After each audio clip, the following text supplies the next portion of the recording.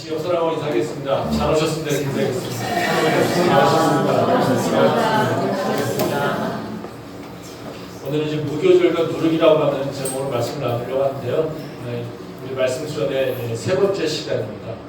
무교절은 우리한테 되게 익숙하긴 하지만 사실 지키지는 않죠.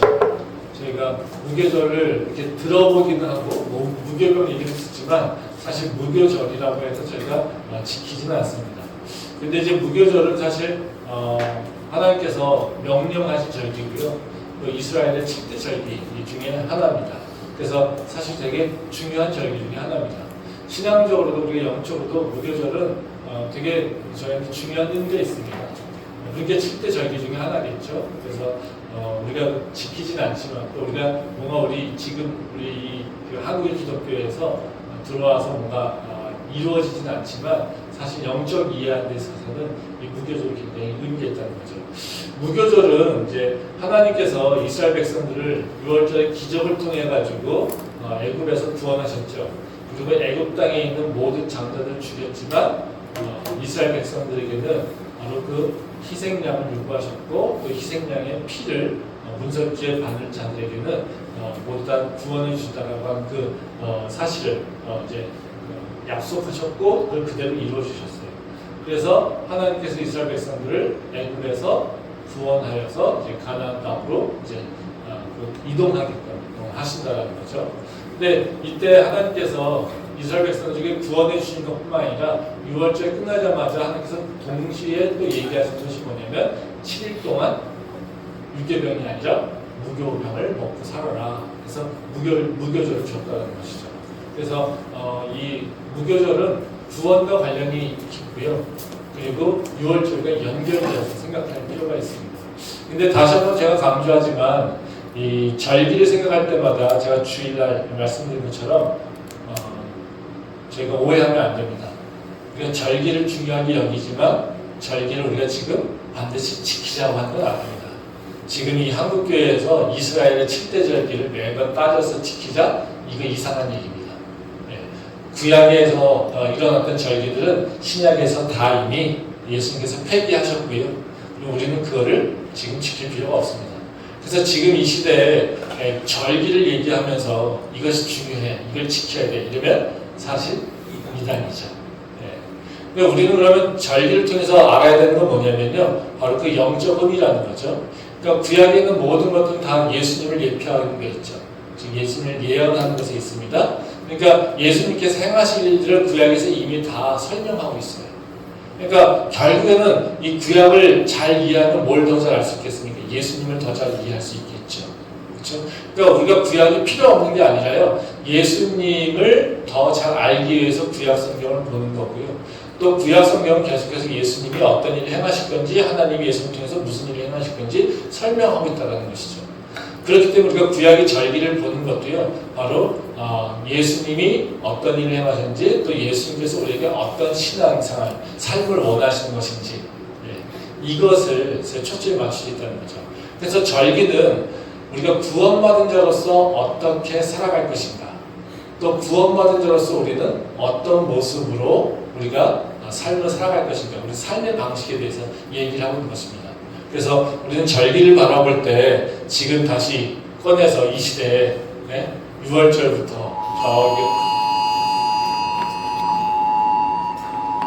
긴급재난 문자입니다. 재난.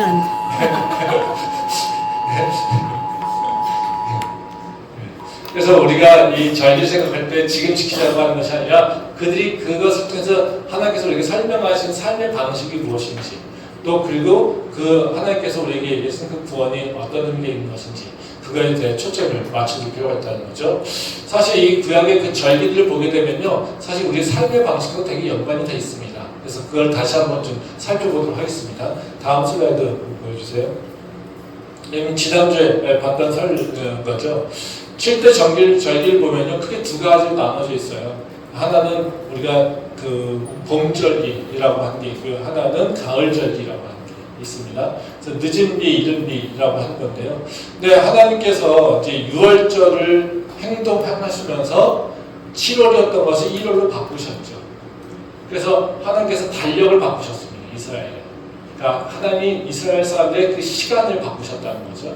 너희가 이제는 첫 해를 어떻게 시작해야 되냐면 바로 6월절이 바로 너희 첫 해야.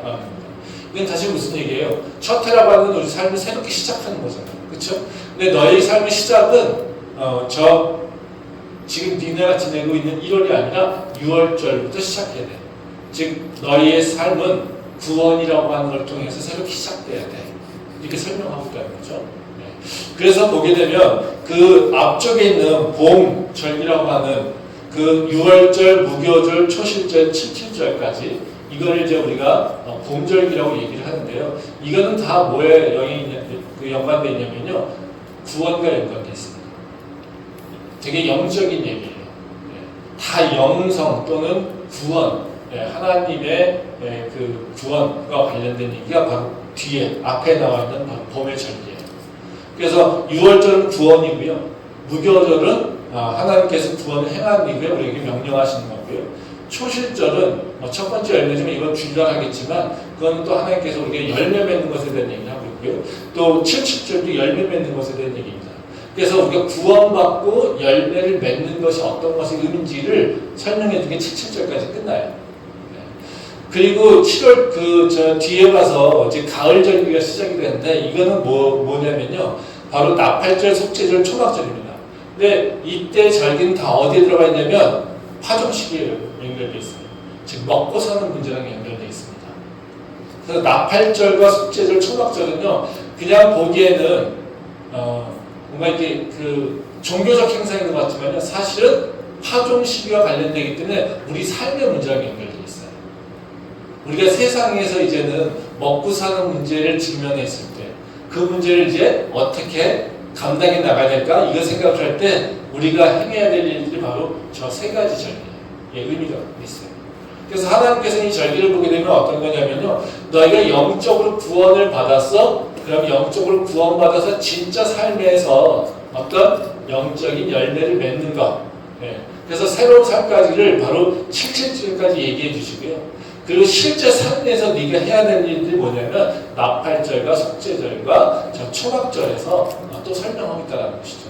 그래서 하나님은 우리한테 그냥 단순하게 너희가 구원받았어, 너가 이제 영원한 생명을 얻었어, 너희 영이 살았어, 이걸 끝나는 것이 아니라요. 그것이 내 지금 살고 있는 삶의 현장에서 어떤 의미겠는지 그것에서 너의 삶이 변해야 된다는 것을 우리한테 요구하고 있다는 거죠. 그래서 절기는 절대로 그냥 종교적 예식으로 생각해야 되는 것이 아니라 그 절기의 영적 의미를 생각하고 우리가 구원의 그 의미를 다시 한번 생각하면서 내 삶의 방식이라든가 내 삶의 체계를 바꿔나가야 되는 것이 바로 우리가 절기를 바라보는 그런 시점, 관점이 된다는 거죠. 그래서 절기는 굉장히 그런 의미에서 중요한 거니까요. 꼭 그 부분을 기억하시면서 절기를 공부하시면 좋겠습니다. 그래서 오늘은 이제 두 번째로 이제 무교절에 대한 얘기를 할 건데요. 그래서 무교절에 대해서 하나님께서 우리에게 명령하신 것이 있습니다. 그래서 명령하신 것에 대한 얘기 좀 하고요. 그리고 그 명령하신 것이 우리한테 무엇을 요구하시는 것인지, 무엇을 의미하시는 것인지를 생각을 좀 해보도록 하겠습니다.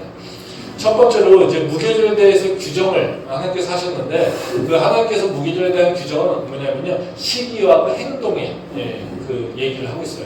그래서 두 가지 차원에서 얘기를 하고 있어요. 그러니까 언제 할 거냐 그리고 너희가 거기서 무엇을 할 거냐 이 두 가지를 얘기하고 있다는 거죠. 그래서 말씀 한번 보도록 하겠습니다. 다음 슬라이드요. 이 날짜에 대한 얘기입니다. 그래서 이 날짜 찾기가 되게 어려워요. 저도 이게 날짜 계산을 하고 그래서 날짜 계산하다 보니까 저는 표를 자꾸 만들게 되는데요. 그러니까 이 하나님께서 6월절부터 얘기를 하시는 거예요. 거기 보면 12장 3절 말씀에 보면 그냥 읽지 않겠습니다. 이달 열흘에 너희 각자가 어린 양을 잡을지니 그 가족대로 그 식구를 위하여 양을 치라되. 이때는 뭐냐면요. 열흘 정도 되면 양을 준비하라는 거예요. 흠이 없고 깨끗한 1년 안 된 순양을 잡으라고 얘기합니다. 그러면 바로 죽이냐? 그렇지 않습니다. 그냥 보관하고 있으라는 거예요. 그리고 그 6절 보면 이달 열 나흘날까지 간직하였다가 해질 때 이스라엘 회중이 그 양을 잡고 언제 잡아요? 열 나흘까지 14일까지 보관하고 있다가 이제 그날 저녁에 잡으라는 거예요. 그렇죠? 그리고 또 뭐라고 합니까? 그달 첫째 달 그 달, 그러니까 1월입니다. 니산은. 그리고 열 나은 날 저녁부터 21일 저녁까지 너희는 무교병을 먹어라. 그래서 이게 뭐예요? 6월절부터 무교절까지 규정이 한 건대로 연결되어 있어요. 그래서 날짜를 보면 어떻게 되냐면 10일이니까 양을 취하잖아요. 그리고 14일이니까 양을 잡아요. 근데 양을 잡는 게 언제냐면 실제는 15일이에요. 6월절이에요. 왜냐하면 6월절 그 14일 저녁이잖아요. 근데 이스라엘은 그 다음 날짜가 언제부터 시작됩니까? 저녁부터 해요. 해질녘부터. 그러니까 14일 저녁에 잡으라는 건 뭐예요? 15일 날 시작할 때 잡으라는 거예요. 그래서 그걸 잡고 그때부터 유교병을 먹으라고 하는 것이죠. 그리고 나서 6일간이잖아요. 그래서 16일 날 첫째 날에는 성회로 모이라는 거죠. 그 다음에 언제까지냐면 21일 저녁까지 무교병을 먹으라는 겁니다. 그러니까 21일 저녁까지 먹으라는 건 뭐예요? 22일까지 먹으라는 거죠. 그래서 15일 날 6월절이 끝나고요. 16일부터 22일까지 이루어진다는 거죠. 그래서 총 6월절까지 따지자면요. 8일간이에요. 그러니까 6월절, 그 다음에 무교절 7일. 이렇게 이루어진다는 것이죠. 그래서 무교절이라고 하는 것은 6월절과는 뗄래야 뗄 수 없는 거고요. 그래서 같이 의미를 이해를 해야지 됩니다. 그래서 우리가 이제 그 6월절이라고 하는 것과 무교절이라고 하는 것은 그냥 각각의 이제 그 세퍼레트하게 분리되어서 생각하는데 절대로 그렇지 않다라는 거죠. 그래서 6월절과 무교절은 같이 연결되어 있다는 거죠. 그럼 무교절을 하나님께서 이렇게 명령하시는 것은 뭐겠어요?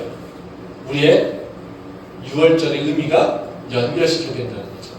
그리고 다시 말하면 6월절은 우리한테 무슨 의미였습니까? 구원의 의미였죠. 그렇죠? 구원이 바로 연결져서 이제 너희가 뭔가 준비해야 되고 너희를 새롭게 다시 뭔가 구원받은 자가 행해야 될 일들이 있다는 거죠. 그래서 그 의미를 얘기하신다는 겁니다. 그래서 이제 오늘은 그러면 무교절이 갖고 있는 영적 의미가 뭐냐 이걸 좀 생각해 볼 겁니다. 그러니까 하나님께서 왜 이스라엘 백성들에게 6월절이 끝난 다음에 바로 무교절을 명령하셨을까? 이거죠. 두 가지 의미를 좀 생각해 볼 수 있는데요. 첫 번째가 뭐냐면요. 우리가 예수님의 그 십자가를 통해서 구원을 받았다라고 하는 것은 그냥 내가 생명을 얻었어요라고 하는 것으로 끝나지 않습니다. 그게 아니라 내 생명 얻었어요 그 단계가 아니라요. 내게 새로운 삶이 시작됐습니다.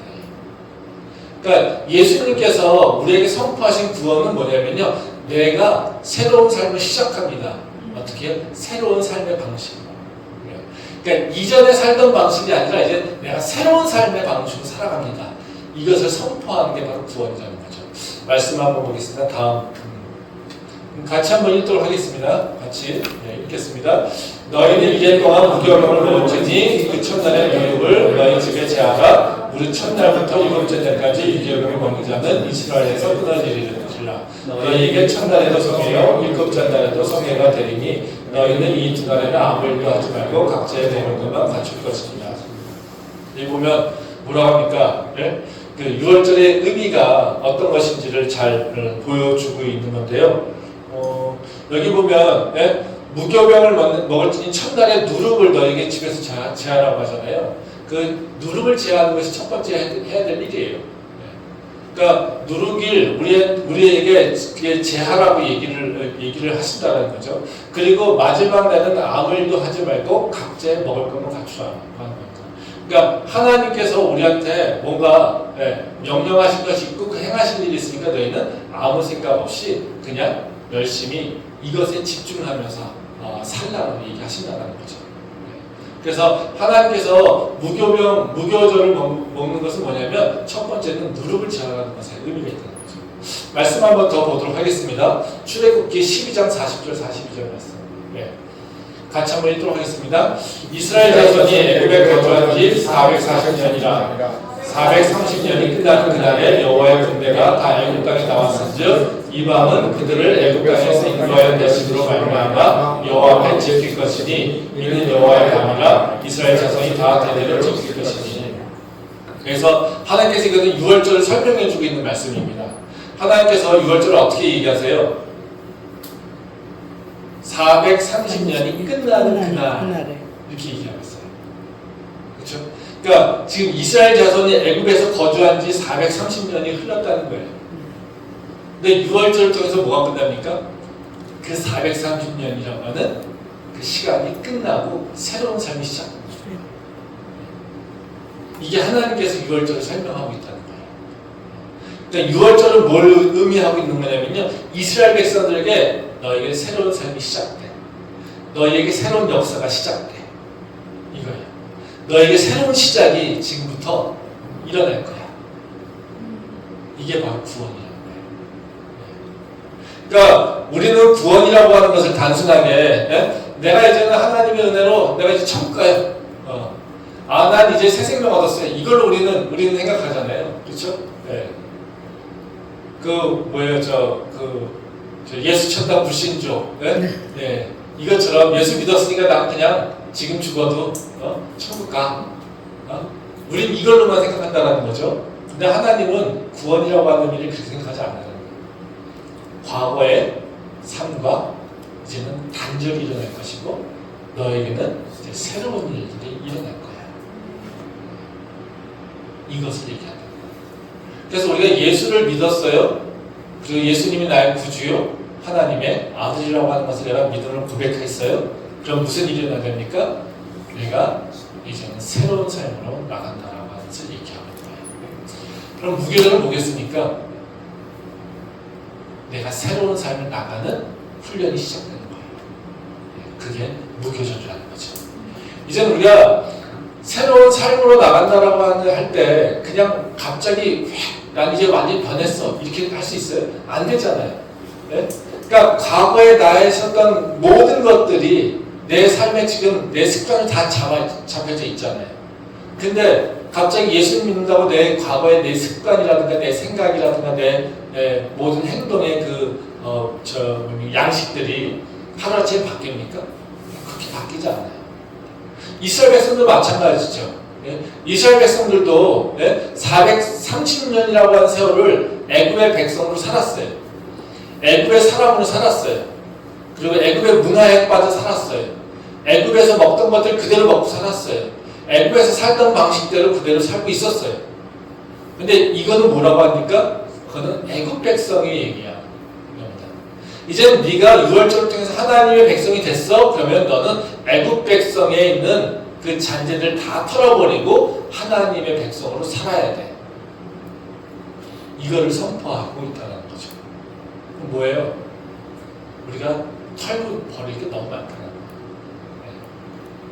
하나님을 모를 때 가졌던 그 나쁜 습관들, 하나님을 모를 때 그냥 가졌던 내 몸에 배웠던 그 행동의 관습들, 이런 것들을 너희가 이제는 털어버려야 돼. 이것을 하나님께서 우리한테 요구하고 있다는 거예요. 그래서 무교절은 하나님을 위한 것이 아니라요, 첫째 뭡니까? 우리가 훈련하는 거예요. 무교절은요, 이제 무교병 먹으래잖아요. 무교병이 어떻습니까? 맛있습니까? 맛없어요. 무교병은 맛없어요. 무교병을 먹으라고 니는 이제 성경에 보면 첫 번째는 되게 현실적인 일이에요. 니네가 애국에서 도망 나가야 되잖아. 근데 그 언제 발효시키니 시간이 없어. 지체하지 말고 빨리 발효되지 않은 빵, 딱딱한 빵 먹어야 돼. 그래서 무교병을 요구하신다고 얘기하세요. 또 하나는 뭐냐면요, 너희가 이제는 부풀고 푹신푹신한 빵 먹을 수 있는 그런 사람들의 삶이 아니야. 이것을 얘기하고 있다는 거죠. 그러니까 무교병 먹는다는 건요, 우리가 그냥 인식이 별로 없지만 사실 맛없는 빵을 먹어야 되는 거고요. 입에 거친 빵을 먹어야 되는 거고요. 나한테 익숙하지 않은 빵을 먹고 살아야 되는 거예요. 그걸 어떻게 해? 일주일 동안 준비하는 거예요. 그래서 너가 네 입에는 폭신폭신한 아주 발효가 잘 된 것이 너한테 익숙해져 있지만 이제는 너한테는 새로운 삶으로 가야 돼. 그러니까 지금부터 준비해. 이거라는 것이죠. 그래서 구원은 이 똑같이 우리한테 얘기하세요. 예수님이 우리를 구원하셨어요.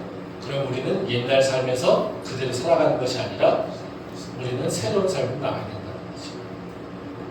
그래서 예수님이 우리한테 뭐라고 하세요? 너희한테는 두 길이 있어. 하나는 크고 넓은 길인데 또 다른 하나는 좁은 길이 있어. 우리가 세상적으로 보면 어떤 길을 선택합니까? 크고 넓은 길을 선택합니까? 아니면 좁은 길을 선택합니까? 크고 넓은 길을 선택하죠. 근데 예수님은 우리한테 뭘 얘기하십니까? 좁은 길을 선택하라고 하시지 않습니까? 그쵸? 그러니까 세상적 관점을 선택하는 것과 우리가 예수를 믿고 선택하는 것은 다른 거라는 거죠. 근데 우리가 바로 이것이 훈련되지 않으면 좁은 길 선택할 수 있을까요? 못하죠.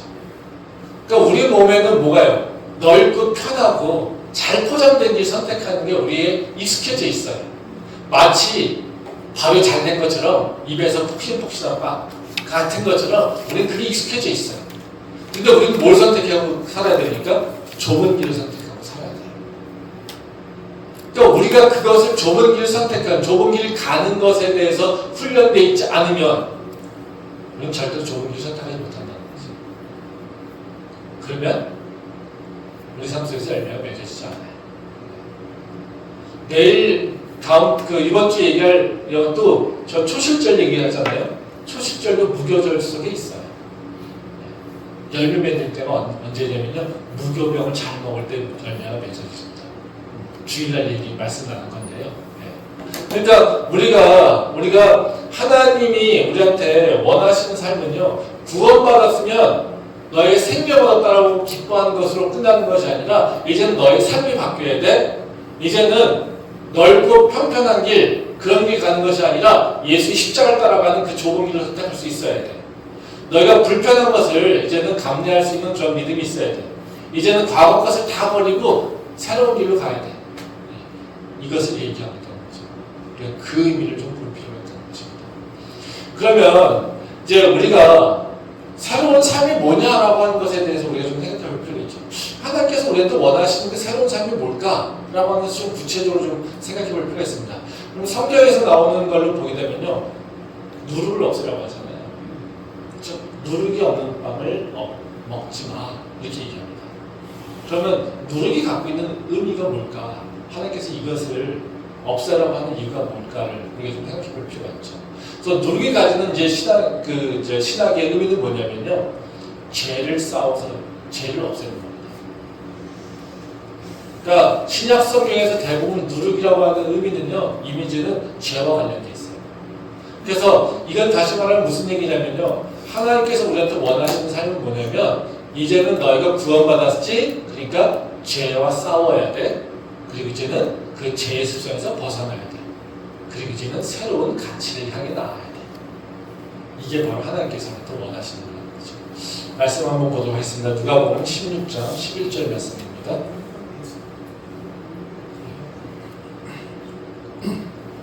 같이 읽도록 하겠습니다. 그동안에 우리 수만 명이 모여 서로 밟힐 만큼 되었더니 예수께서 먼저 제자들에게 말씀하여 이르시되 바리새인들의 누룩 곧 외식을 주의하라. 고린도전서 같이 읽도록 하겠습니다. 너희가 자랑하는 것이 옳지 아니하도다. 적은 누룩이 온 덩어리에 퍼지는 것을 알지 못하느냐? 너희는 누룩 없는 자인데 새 덩어리가 되기 위하여 묵은 누룩을 내버리라. 우리의 유월절 양 곧 그리스도께서 희생되셨느니라. 이러므로 우리가 명절을 지키되 묵은 누룩으로도 말고 악하고 악에 찬 누룩으로도 말고 누룩이 없이 오직 순전함과 진실함의 떡으로 하자. 이게 16장 1절 말씀을 보면 바리새인들 외식에 대해서 얘기를 하시면서 예수님께서 제자들이 가르치시는 거예요. 근데 그 바리새인들 외식을 뭘로 표현합니까? 바리새인들 누룩 곧 외식. 즉 외식을 누룩으로 표현하고 있어요. 그래서 너희가 이것을 경계하라는 것입니다. 즉 다시 말하면 바리새인들이 그 제약된 모습들, 즉 세상에서 외식하면서 자기들의 교만을 나타내며 하나님을 섬기지 않는 그 이중적인 모습들, 이런 모습, 그 제약된 모습들을 너희가 경계해야 돼. 너희는 그런 모습 살면 안 돼. 이렇게 얘기했다는 거죠. 근데 지금 누룩은 뭘로 표현하고 있어요? 죄악의 모습인 외식을 가지고 얘기하고 있다는 거죠. 또 고린도전서에서 사도 바울이 뭐라고 얘기하냐면요, 너희는 뭐라고 합니까? 누룩 없는 자인데, 너희는 누룩 없는 자야. 즉 우리가 예수님으로 인해서 구원받았어. 그럼 예수께서의 그 보혈을 우리에게 다 오셔서 우리의 모든 죄를 다 사해 주셨어. 그럼 뭐예요? 우리는 죄가 없는 자라는 거예요. 그렇죠? 그러니까 너희는 누룩이 없는 자인데 새 덩어리가 되기 위하여 묵은 내력을 내버리라는 거죠. 네. 그렇죠? 너희는 원래 이제는 죄가 없는 자야. 근데 너희 마음속에 뭐가 아직도 남아있다고요? 묵은 누룩이 남아있다는 거예요. 그러니까 묵은 누룩을 내버리라는 겁니다. 네. 지금 무교절의 개념하고 똑같죠. 너희가 원래 누룩 없는 자인데 누룩이 붙어있잖아. 그러니까 너희가 이제 구원받았잖아. 그러면 너희 안에 있었던 잘못된 누룩, 습관들을 벗어버려. 이걸 얘기하고 있다는 거죠. 그래서 너희는 뭐라고 해야 됩니까? 누룩이 없이 오직 순전함으로 진실함의 떡으로 살자는 겁니다. 너희가 이제는 죄 없는 자로서 죄가 없는 삶의 방식으로 살아가야 돼. 이것을 얘기하고 있다는 거예요. 죄의 습성을 버려라. 이렇게 얘기하는 거죠. 그래서 이걸 보게 되면 하나님께서 우리한테 무교절을 명령하신 이유는 뭐겠습니까? 내가 너희를 이제는 너희 모든 죄를 다 사해 주었어. 근데 이제는 너희가 죄를 이기는 삶을 살아야 돼. 죄와 싸워서 이기려고 하는 마음이 있어야 돼. 그게 바로 내가 유월절을 통해서 너를 구원한 길이야. 이게 바로 우리가 해야 돼. 우리에게 요구하시는 거라는 거죠. 그러면 이게 죄가 뭔가를 다시 한번 좀 생각해 볼 필요가 있죠. 죄. 죄가 뭘까? 리스트를 쫙 해서 어떤 행위에 대한 얘기를 많이 얘기할 수 있죠. 우리는 거짓말하고, 간음하고, 남 미워하고, 이런 것도 다 죄잖아요. 그쵸? 예. 근데 이런 행위적인 거 하기 전에 죄 근원은 뭐라고 합니까? 하나님께서 우리한테 마땅히 해야 될 일들을 하지 않으면. 즉, 죄라고 하는 것은 우리가 가장 잘 표현하는 게 관역이 빛나는 것을 얘기하는 거잖아요. 네? 그래서 성경에 보면 마땅이라고 하는 표현이 굉장히 많습니다. 이 마땅이라고 하는 것은 적합한이라는 거예요. 그러니까 그 적합한 것을 찾아가는 거예요. 그러니까 적합한 것에서 벗어나면 뭡니까? 이거는 죄의 모습이라는 거죠. 그러니까 우리가 적합하다는 기준은 뭐겠어요? 하나님의 말씀이 우리 삶의 기준이잖아요. 그러니까 하나님의 말씀의 삶과 우리가 부합하지 않는 것은 다 죄의 모습이에요. 그래서 우리가 얘기하는 그 세상에서 얘기하는 법으로 규정된 죄를 사람을 죽이거나 사람을 폭행하거나 아니면 사기를 치거나 이런 것만이 죄가 아니라요. 내가 삶 속에서 하나님 말씀과 잘 부합하지 않는 것, 이것을 벗어나는 행동을 하는 것이 다 죄라고 하는 것이죠. 제가 우리 청년들하고 얘기할 때 제가 항상 상담하거나 할 때마다 그런 얘기 많이 해요. 네 상황에서 가장 적합한 행동이 뭐냐를 제가 묻습니다. 전 저희 애들한테도 항상 그런 얘기해요. 지금이 뭐 할 때니? 그런 얘기 많이 합니다. 지금이 뭐 할 때니? 제가 서원이가 요새 이제 고등학생이니까 힘들잖아요. 제가 그저께도 이제 저랑 둘이서 이제 밤에 산책을 하는데 힘들죠. 그래서 제가 서원이한테 제가 얘기한 게 그겁니다. 서원아, 지금은 너무 힘들 때야. 넌 지금 되게 고통스러워할 때야. 근데 그걸 고통스럽다고 네가 핑계대면 안 돼. 왜? 너는 지금 수험생이니까. 수험생 때 편하려고 하면 그거는 수험생으로서의 자세를 잃어버린 거예요. 수험생인데 모든 걸 다 내가 원하는 걸 하고 싶어? 그거는 수험생의 태도가 아니지. 그렇죠? 그러니까 우리가 분명하게 때라고 하는 게 있어요. 때라고 하는 것은 구분되어 있다는 거예요. 그러면 그 구분된 것에 합당한 것이 뭘까를 고민할 수 있는 거예요. 내가 하나님께서 나한테 지금 이 순간에 나한테 원하시는 게 뭘까를 고민하고 사는 게 바로 크리스천이에요. 그게 죄를 짓지 않는 방법이에요. 그러니까 세상에서 말하는 것처럼 그냥 나 나쁜 짓 안 했어. 나 살해 안 했어. 내가 남 사기치지 않았어. 이런 것으로 우리는 죄를 평가하는 것이 아니라요. 지금 하나님께서 나한테 뭘 요구하시는데 그것에 내가 합당하게 그 자리에 있지 않고 그 행동을 하고 있지 않다면 나는 지금 죄된 모습이라는 거예요. 그래서 우리는 모든 관계 속에서요. 하나님이 나한테 마땅히 해야 될 요구하시는 일이 뭘까를 생각해야 돼요. 우리가 종교적인 형식주의에 빠지지 않는 방법이 지금 하나님이 나한테 뭘 요구하시지? 라고 하는 것에 대해서 다시 고민하는 거예요. 이게 우리가 죄를 이기는 방법이라는 거죠. 그래서 죄라고 하는 것을 평가할 때 그냥 리스트를 쫙 해가지고 이건 죄 아니야 이렇게 평가하는 게 아닙니다. 하나님께서 나한테 지금 마땅히 하라고 마땅히 해야 될 것이라고 요구하고 있는 것이 무엇일까? 그거를 바라보면서 그것에 대해서 내가 합당하게 반응하는 것. 그리고 그 반응하지 못할 때 나는 죄 속으로 빠져들어가는 것. 이것이 바로 죄라고 하는 것을 우리가 생각해 봐야 된다는 거죠. 이게 우리가 세상의 풍조가 우리를 도전한다고 하잖아요. 세상의 풍조가 다 나쁩니까? 우리한테 맨날 사람 죽이라고 합니까? 그렇지 않죠. 그렇죠? 근데 왜 세상 풍조가 왜 두렵습니까? 왜 세상 풍조가 우리를 죄 가운데 죄를 인도할 수 있습니까? 작은 괜찮아가 사실 우리의 삶을 다른 방향으로 인도하는 겁니다. 우리가 하나님께서 마땅하게 하라고 하는 건데 세상 풍조는 뭘 얘기합니까? 우리한테 살인해라 이런 얘기 하지 않아요. 근데 세상 풍조는 하나님이 하라고 한 건데 그거 안 해도 돼를 얘기해요. 세상에서는요 그렇지 않아도 다 잘 살아. 세상에서는요 그런 일 안 해도 그렇게 안 살아도 다 잘 살 수 있어. 그래서 뭐요? 하나님이 얘기하신 걸 꼭 지키지 않아도 돼. 이거죠. 아담과 하와가 뱀에게 꼬임받을 때가 그 얘기잖아요. 선악과를 먹으면 죽는데 에이 꼭 죽을까? 진짜 그렇게 얘기하셨어? 안 죽을 수 있어. 그쵸? 엄청난 일을 하라고 하는 게 아니에요. 야, 안 죽을 수 있어. 하나님께서 얘기하신 거 꼭 그렇지 않을 수 있어. 이겁니다. 세상의 풍조가 들어와서 우리한테 얘기하는 게 뭡니까? 야, 그 정도 괜찮아. 그 정도 괜찮아. 꼭 그렇지 않을 수도 있어. 이겁니다. 우리가 사실은 그거에 자꾸 넘어가는 거죠. 그래서 우리가 말씀으로 자꾸 우리를 자꾸 새롭게 리마인드 시키고 우리의 모습을 자꾸 고민해야 되는 부분이 뭐냐면요.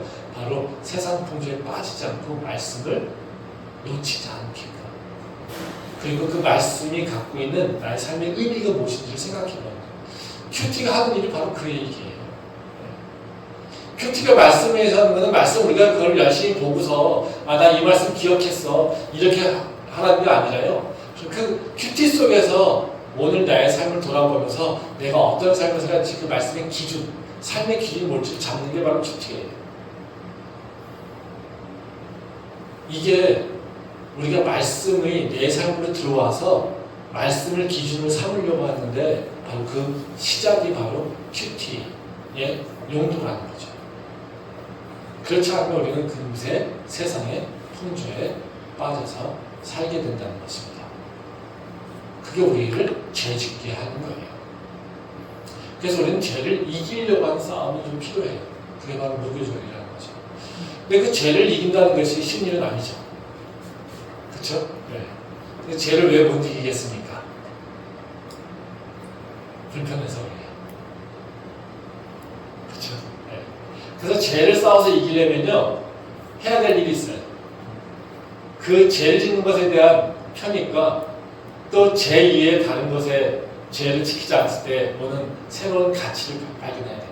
즉 다시 말하면요 우리가 하나님께서 주시는 새로운 가치를 발견하고요 우리가 그 죄의 대가가 무엇인지를 좀 다시 한번 생각해 볼 필요가 있다는 거죠.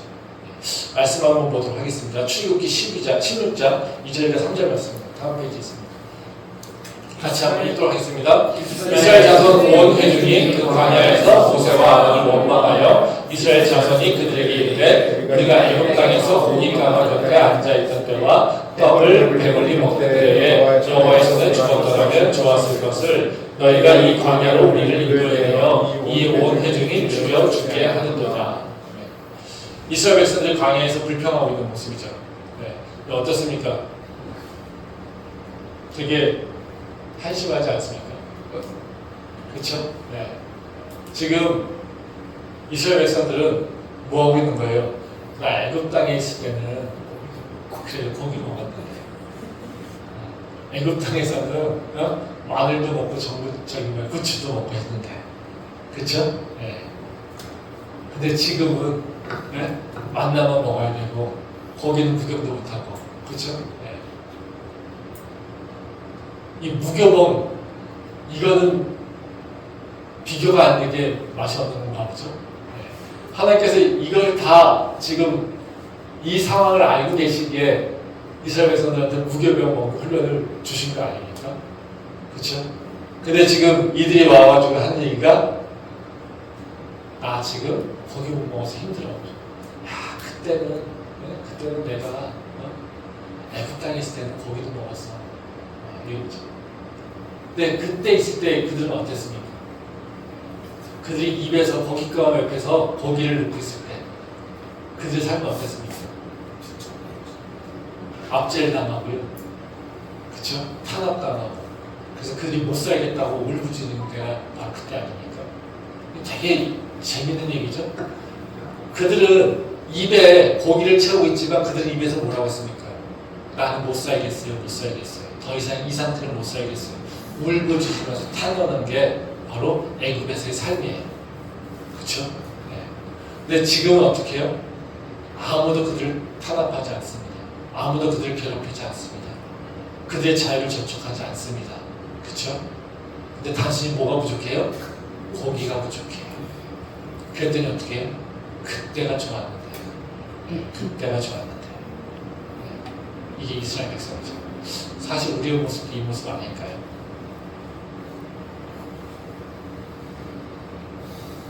우리의 모습이 어차피 이 모습 아닐까라고 하는 것을 우리가 좀 다시 생각해 볼 필요가 있죠. 예전에다가 예수님 말씀 없을 때는 편하게 살았어요. 이것도 할 수 있었고 저것도 할 수 있었고, 내가 다른 친구들한테 나 못해 그거 안 해 이런 얘기 할 필요도 없었고, 내가 원하는 거 내가 다 도전하고 내가 원하는 거 다 하고 싶으니 하면 살았어. 그때 예수 믿으니까 뭐 이렇게 힘들어, 이렇게 복잡해. 이것도 하지 말래, 저것도 하지 말래. 이러면 잘못된 거라고, 저렇게 하면 잘못된 거라고. 뭐가 이렇게 복잡해? 그쵸? 아, 일요일날 나 예전에는 마음 편하게 그냥 늦게까지 잤었는데, 아, 나 교회 다니기 시작하니까 이거 아침 일찍 일어나야 되니. 아, 힘들어. 아, 교회 다니니까 다 좋은 건데 이거 아침에 일어나서 나오기 쉽지 않아. 이게 우리의 모습이라는 거죠. 그게 우리가 예수를 믿고 구원받았다고 하지만 그 마음속에서 뭐예요? 계속 불평하고 있다는 거예요. 그러니까 우리는 예수 믿었는데도 불구하고 오히려 감사와 하나님을 찬양하는 것이 아니라 내 불편함만 하나님한테 자꾸 불평하고 하나님 나한테 왜 그러십니까? 라고 하는 원망만 지금 이스라엘 백성들이 하는 것과 같은 똑같은 모습으로 원망만 하고 있다는 거죠. 근데 하나님께서 우리한테 뭐라고 하십니까? 말씀 한 번 더 보고 마무리하도록 하겠습니다. 누가복음 18장 1장입니다. 1장 4장 네, 한번 같이 읽도록 하겠습니다. 주의 성령이 내게 임하셨으니 이는 가난한 자에게 복음을 전하게 하시고 내게 힘을 부으시고 나를 보내서 포로된 자에게 자유를, 눈먼 자에게 다시 보게 함을 전파하여 눌린 자를 자유롭게 하고 주의 은혜를 전파하게 하려 하심이라 하였더라. 주의 성령이 우리에게 임하시면 우리에게 복음이 전해지죠. 복음이 우리한테 주는 건 뭡니까? 자유를이죠. 다시 보게 되는 기쁨인 거죠. 그쵸? 해방입니다. 네. 그러니까 예수님께서 우리한테 주신 건 뭐냐면요, 너희가 먹고 사는 문제 그래 불편할 수 있어. 그래 네가 폭신폭신한 빵 못 먹을 수 있어. 근데 나는 너한테 뭘 주냐면 자유를 줘. 나는 너를 장님처럼 살게 하지 않을 거야. 보고 깨닫고 그 보는 것에서 기쁨을 누리게 할 거야. 네가 절대로 하나님의 영광을 보지도 못할 건데 나는 너가 너 눈을 켜서 하나님의 영광이 무엇인지 보게 할 거야. 너는 누구에게도 압제당하고 누구에게도 탄압당하지 않고 누구에게 노예로 살아가고 있는 것이 아니라 너는 이제 자유인으로 살아가게 될 거야. 하나님께서 이렇게 이걸 얘기하시는 거죠. 이스라엘 백성들은 지금 뭐 때문에 고민하고 있습니까? 내가 고기 못 먹는 것 때문에 원망하고 있어요. 예수님한테 뭘 얘기하고 계십니까? 자유가 너에게 주어졌어. 이것을 얘기하고 있어요. 그쵸? 우리가 구원이 나에게 주는 새로운 의미가 무엇인지를 깨닫지 못하면요, 우리는 구원의 가치를 못 느낍니다. 우리는 세상의 종교를 믿는 것처럼 구원이라고 하는 것을 그냥 내 인생이 다 잘 되고 내가 다 편하게 살고 내가 좋은 일만 생기고 나한테 계속해서 만족하는 일만 생기는 걸로 생각할 수 있다는 거지. 그거는 뭐예요? 이방 종교인들이 하는 있는 일들이에요. 하나님께서 우리한테 구원을 얘기하실 때 우리한테 그걸 얘기하지 않으세요. 너가 나를 믿어? 그럼 너 이제 힘들게 살 수 있을 거야. 너 세상의 기쁨을 그대로 느끼지 못할 수도 있을 거야. 네 육체의 욕구를 다 채우지 못할 수 있을 거야. 근데 나는 너에게 약속할 수 있어. 내가 너에게 자유를 줄 거야. 넌 누구의 종이 되지 않을 거야. 너는 죄의 종이 되지 않을 거야. 너는 세상의 노예가 되지 않을 거야. 너는 스스로 선택할 수 있는 자유가 있을 거야. 너는 세상 사람들이 보지 못하는 하나님의 영광을 볼 수 있을 거야. 너는 세상 사람들이 보지 못하는 그 진리를 볼 수 있을 거야. 너는 세상 사람들이 보지 못하는 바로 그 예수 그리스도의 그 부활을 네가 보고 믿을 수 있을 거야. 이게 하나님께서 우리한테 하시는 말씀입니다. 그러기에 너가 자유를 누리려면, 네가 하나님의 영광을 보려면 네가 준비해야 돼.